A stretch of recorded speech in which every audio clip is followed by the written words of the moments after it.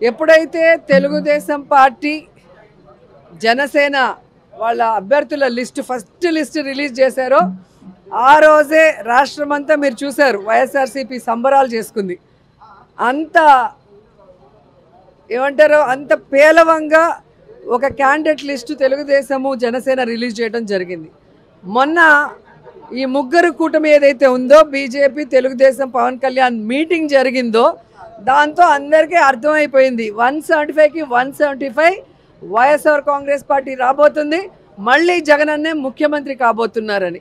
ఎందుకంటే ఈరోజు ఈ మీటింగ్కి బీజేపీ వాళ్ళు జనసేన వాళ్ళు అందరూ కూడా బాయ్కాట్ చేశారు.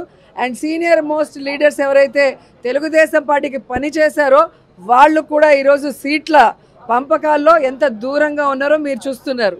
అంటే వేరే వాళ్ళు సీట్ ఏదైనా మారిస్తే దాన్ని ఎంత పెద్ద తప్పుగా చూపించిన చంద్రబాబు నాయుడు ఈరోజు ఏం సమాధానం చెప్తాడు? ఎన్నో సంవత్సరాలుగా తెలుగుదేశం పార్టీ జెండాను మోసిన వాడికి ఈరోజు సీట్ లేదు. ఎలాంటి వాళ్ళకి సీట్లు ఇచ్చారో మీరు చూస్తున్నారు. ఇక జనసేన గురించి అయితే చెప్పాల్సిన అవసరమే లేదు. 24 సీట్లు అన్నాడు, గాయత్రి మంత్రం అన్నాడు, అశోక చక్రంలో పూజలు అన్నాడు. ఇప్పుడు 21కి ఇంకా త్రివిక్రమరావు డైలాగ్ రాసిచ్చినట్లేడు, అది చెప్పట్లేదు. ఆ 21లో కూడా దాదాపుగా 11 తెలుగుదేశం పార్టీ వాళ్ళు, మిగతా వాటిలో మెజారిటీ వైఎస్ఆర్ కాంగ్రెస్ నుంచి వెళ్ళిన వాళ్ళే ఉన్నారు. అంటే స్పష్టంగా పవన్ కళ్యాణ్ వెనక ఒక నాయకుడు కూడా లేడు అనేది ఇక్కడ అర్థమవుతుంది. అక్కడ మిగిలిపోయిన చెత్త ఇక్కడ మిగిలిపోయిన చెత్తని ఏరుకొని క్యాండిడేట్లని అనౌన్స్ చేసుకునే దౌర్భాగ్య పరిస్థితికి రావటం అనేది మనం గమనించాలి. అండ్ ఈరోజు సీట్ల పంపకాలు కూడా కాన్స్టిట్యున్సీలు ఎంపీలు కానీ ఎమ్మెల్యేలు మీరు చూస్తే ఎవరెవరికి ఏం అలాట్ చేస్తారో మీకు పూర్తిగా అర్థమైపోతుంది.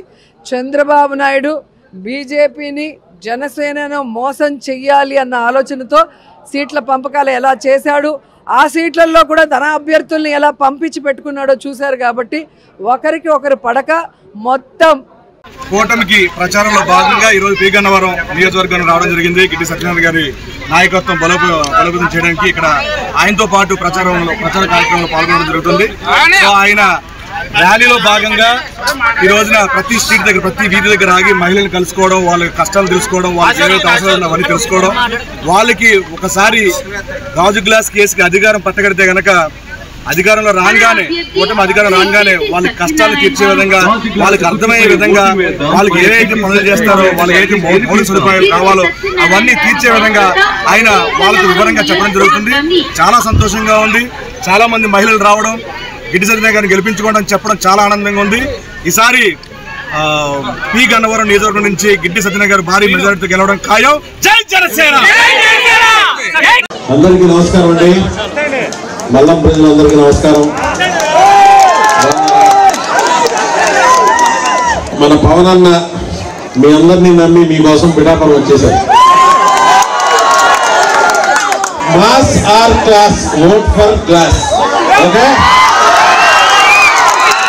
Mass or class, vote for mass or class, vote for జై బీజేపీ, జై టీడీపీ, జై జనసేన, జై పవన్ కళ్యాణ్. Thank you.